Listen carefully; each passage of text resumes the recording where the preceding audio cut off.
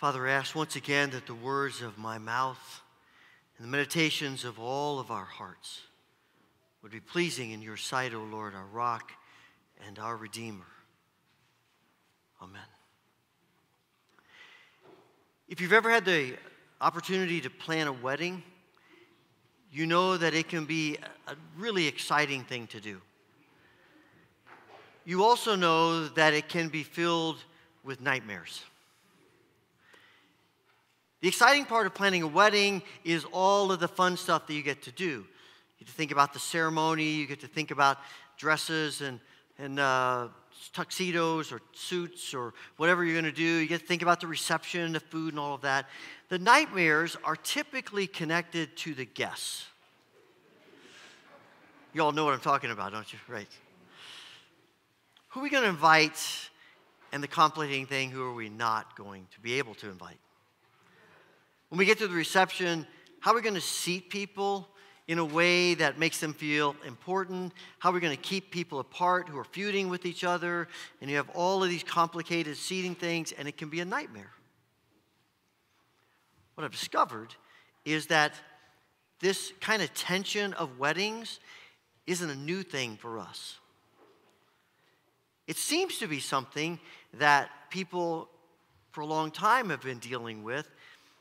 And it seems to come out in this parable that Jesus tells us this morning. It's an interesting thing when you start thinking about this story that Jesus tells. From what you can surmise from it, there are people in the community who have been invited to come to the wedding when it's time. They've received their invitations. They know they're expected. They are on the special guest list. And when it's time, when everything is ready, the king, who's throwing this for his son, says to his servants, all right, go tell them it's ready.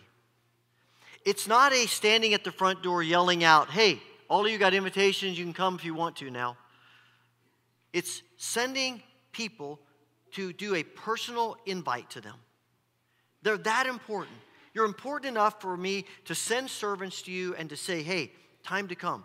You guys are invited. Let's do this. Come on. And the servants go out, and nobody wants to come.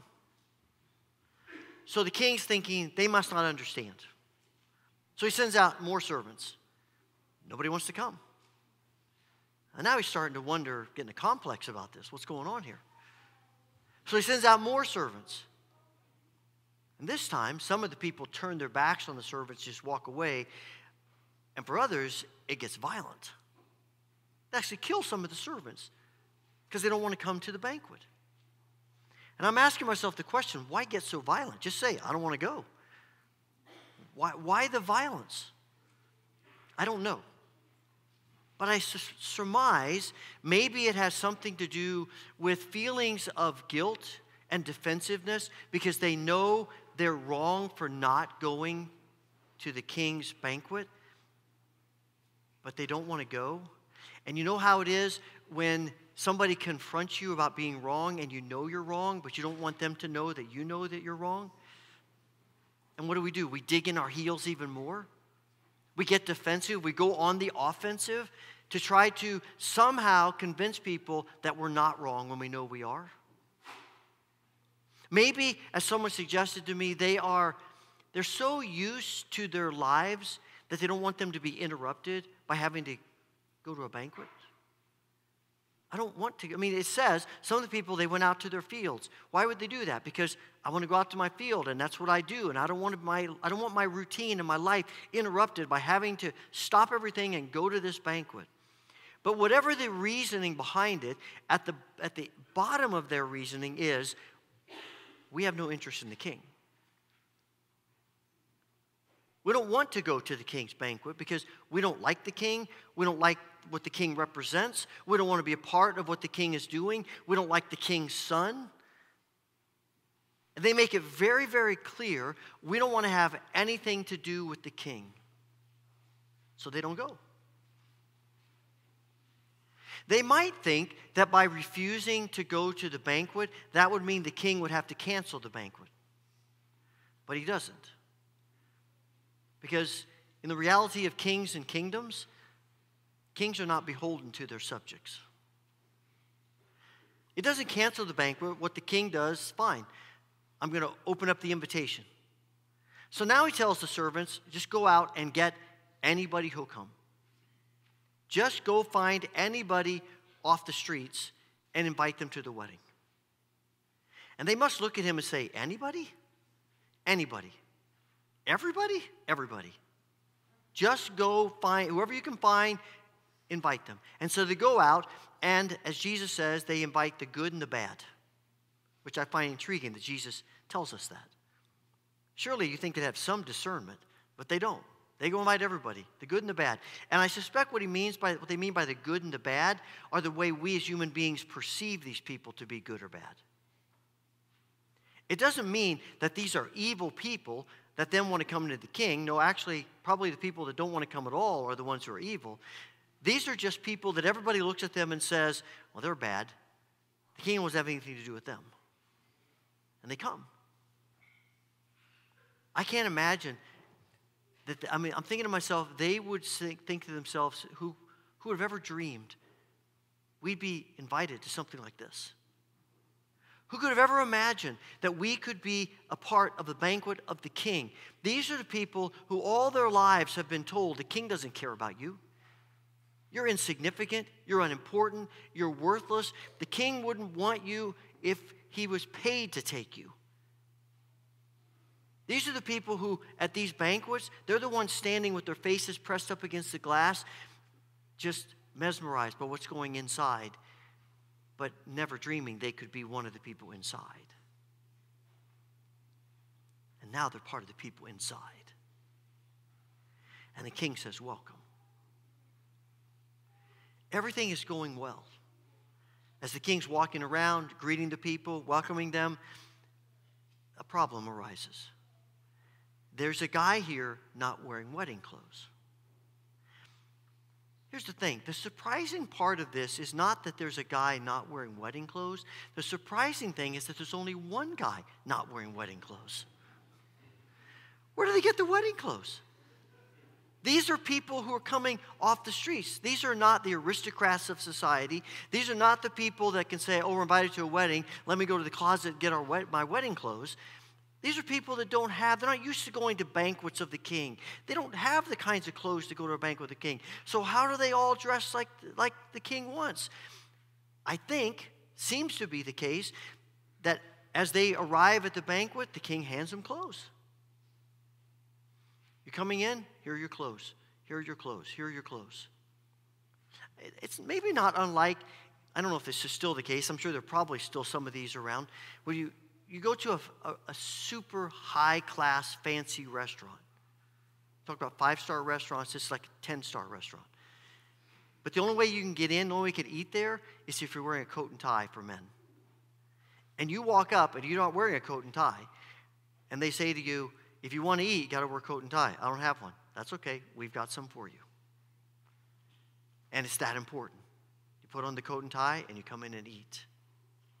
Everybody that arrives at the banquet has been given clothes, because this is not about having the right clothes.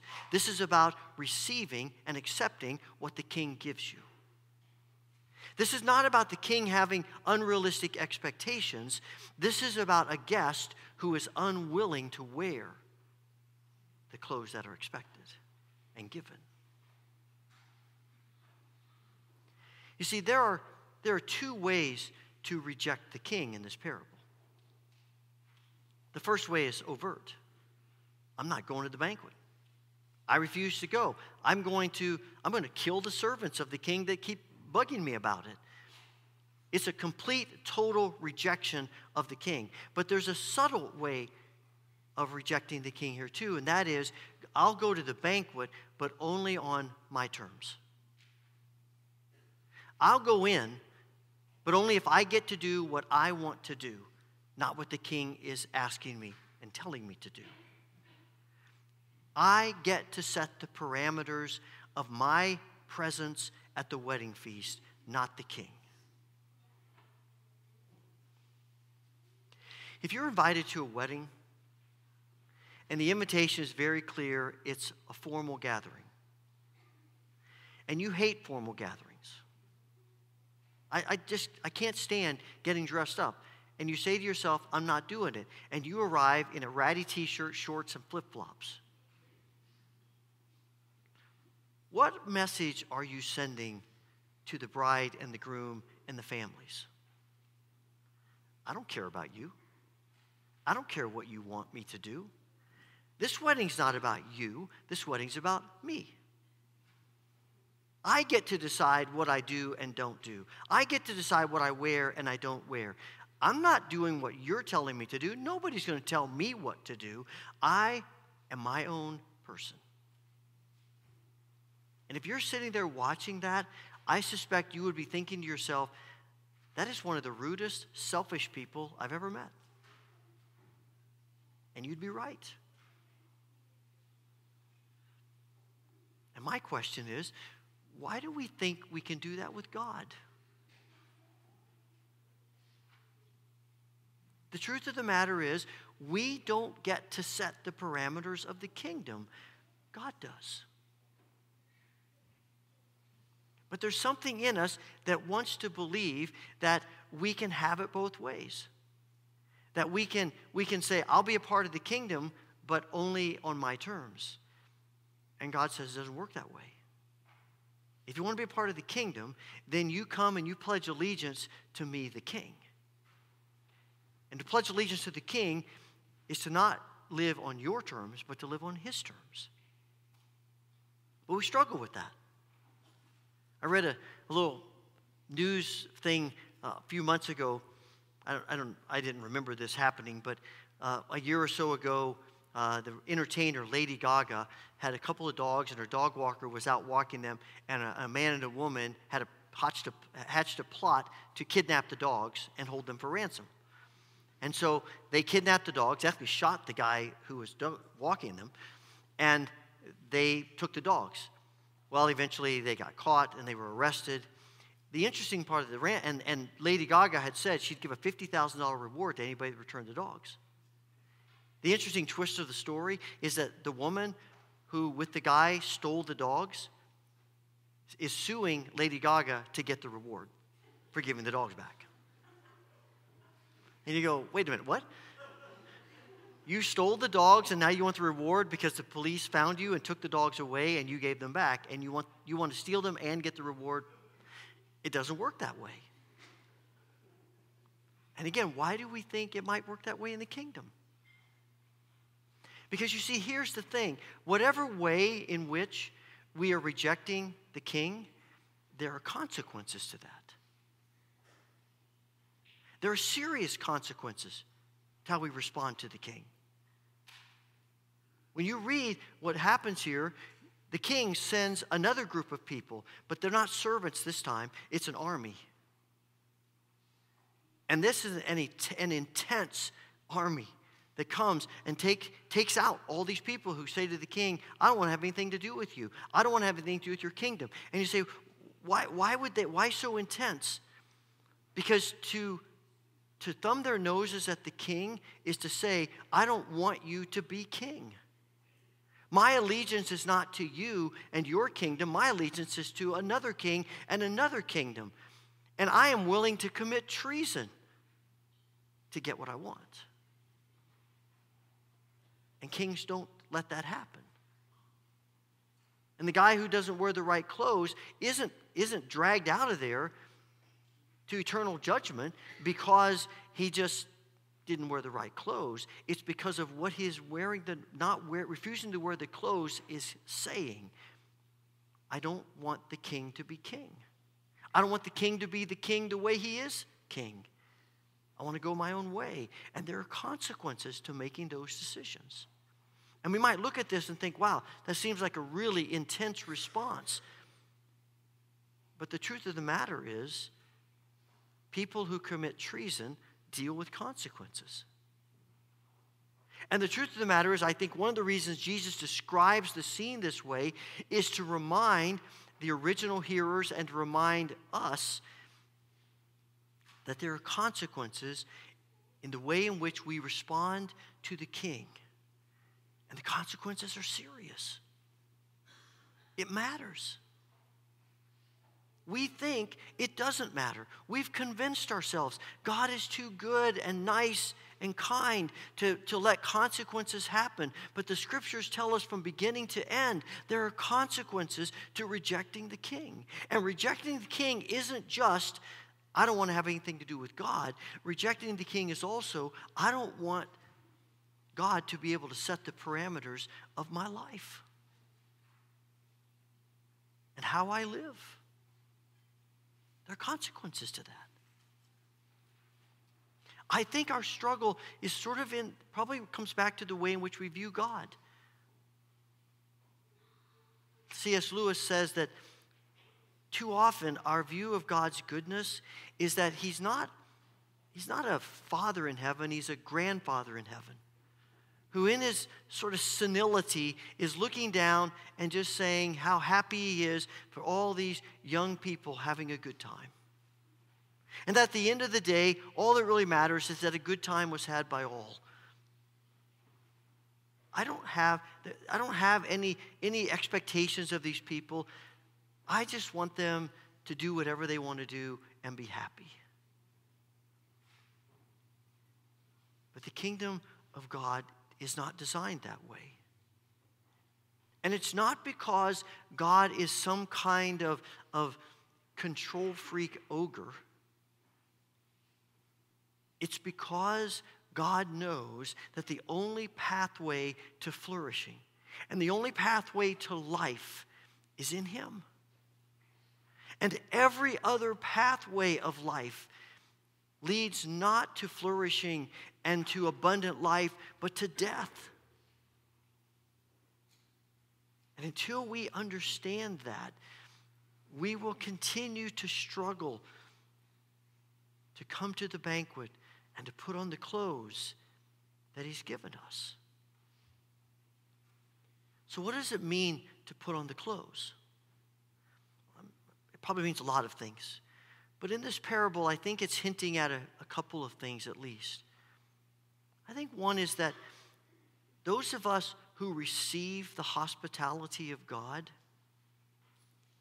are now expected to see people the same way God does and to extend hospitality to them the way God does.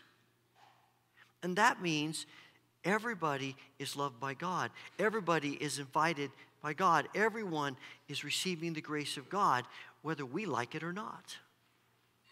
We are excited about the grace of God being given to us. We're not always as excited about the grace of God being to those people, or to those people, or maybe even to that person. But the reality is, the grace of God is for all people. All are invited. Not everybody wants it, but all are invited. And to put on the clothes of the king is to put in the mindset of the king toward other people and to welcome them. This has been a struggle of God's people through the ages. You see it all the way back in Exodus in chapter 33 when Moses and God are having a conversation, and Moses is a little bit frustrated that God is continuing to show grace to people, and God says to him, listen, Moses, I'll show compassion to anybody I want to show compassion to, and I'll give mercy to anybody I want to give mercy to. You don't get to choose that, I do. But we're always wanting to limit and define by our terms the grace of God. And to put on the clothes of the kingdom is to say, God, I want my heart toward people to be like yours. As one writer says, when the gospel has become bad news to the poor, to the oppressed, to the brokenhearted and imprisoned, and good news to the proud, self-righteous, and privileged, it's no longer the gospel of Jesus.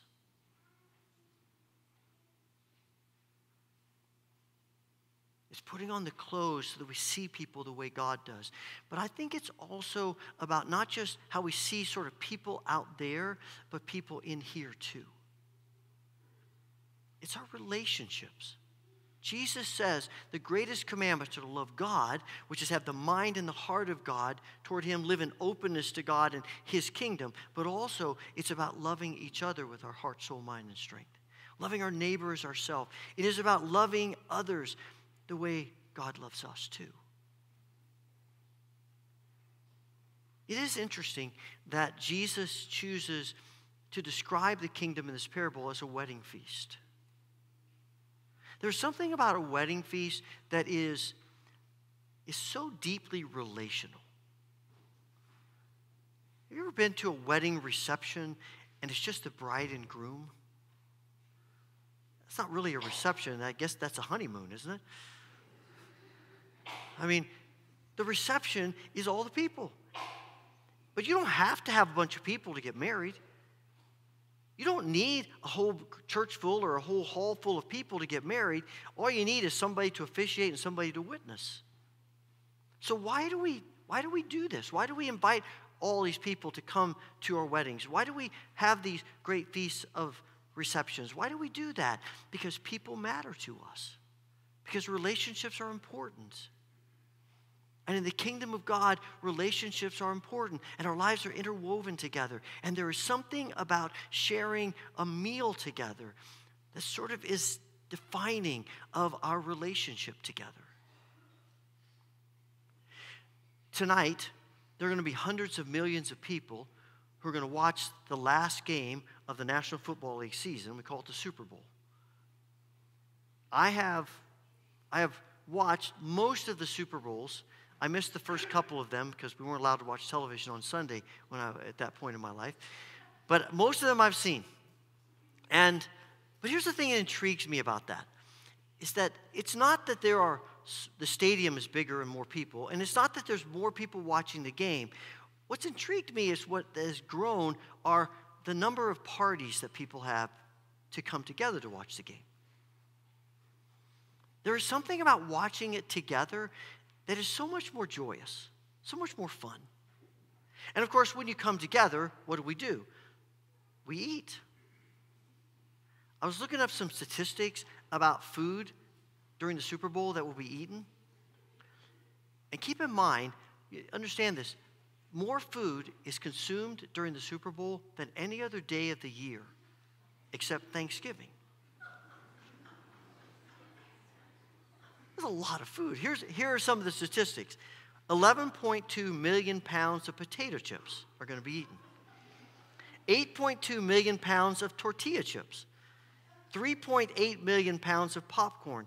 2.5 million pounds of nuts. 12.5 million pizzas will be eaten.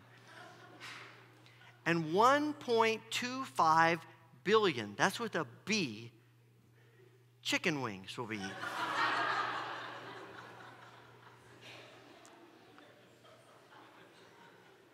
And it all started up in Buffalo, right? Who would have guessed that would lead to 1 billion chicken wings? I'm thinking about, I didn't even know there was 1.25 billion chickens in the world.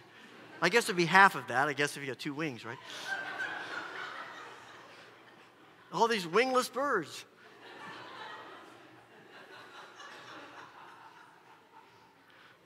I shouldn't always say what I'm thinking, should I?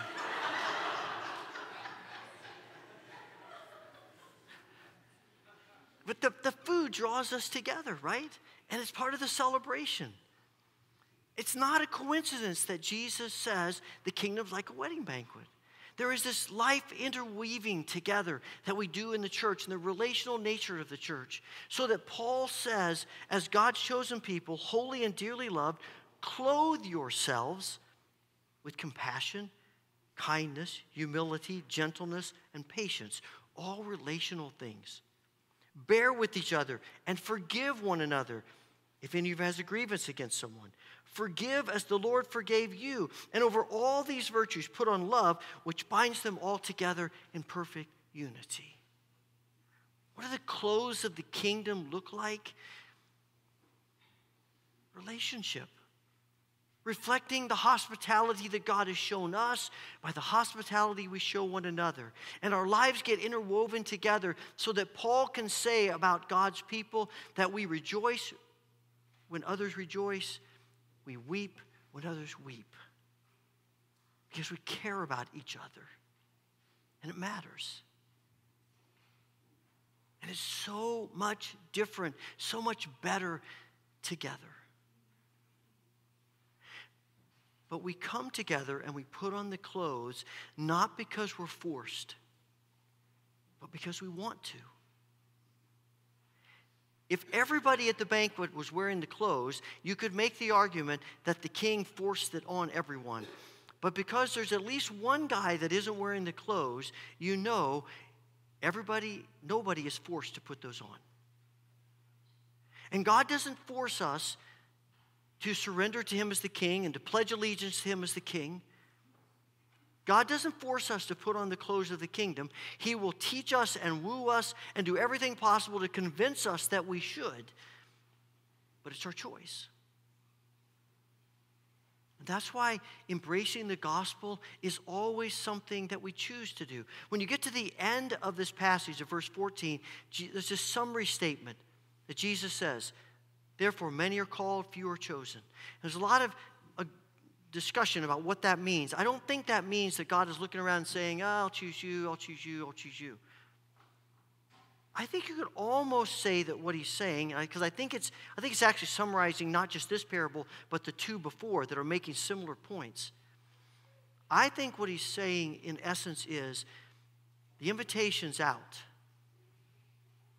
but not everybody wants it. The question you and I are faced with is, do we want it? Not just to come to the banquet, but to put on the clothes of the king. And I think part of our struggle is that something in the back of our minds is afraid that the clothes that the king wants to put on us are going to be so restrictive to us. And they're out of style and they're out of fashion. And they don't make me look good. I mean, I've seen the kind of clothes God's people wear. I don't want to wear those clothes. I have a feeling if we could have listened in on the conversations around the tables at that banquet, I don't think we would have heard anybody saying, I can't believe I have to wear these clothes. I think what we would have heard is, can you believe we get to wear these clothes? Can you, in your wildest imagination, have ever dreamed that people like us would be able to wear clothes like this? Never in a million years would I've ever believed it. And what's the difference? It's the difference between entitlement and gratitude. It's the difference between thinking we deserve it and we couldn't have ever deserved it.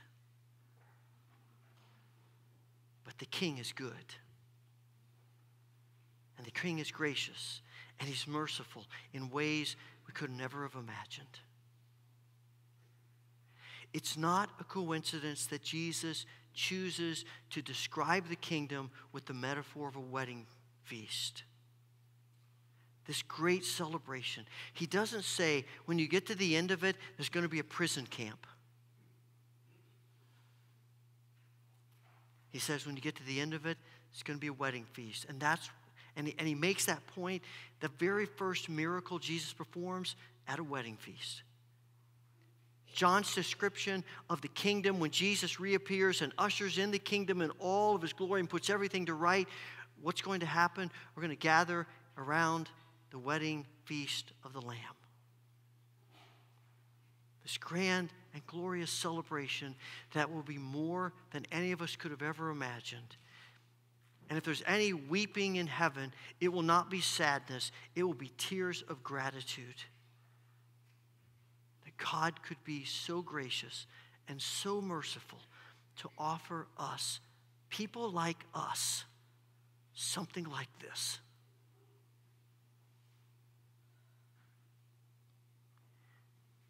Do you believe that's true? Do you believe that God is that good? That his grace is extended to you and to me and every one of us. And that he's so good and so trustworthy putting on the clothes. Wearing the clothes of the kingdom is exactly what we want and how we want to live in His grace. Father, how can we possibly begin to express our gratitude for who you are, for what you're offering us? May we be so filled with the joy of Christ and the gratitude and hearts of thanksgiving that we open our arms, our lives in trust of you.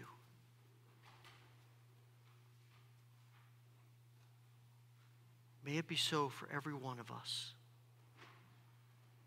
Amen.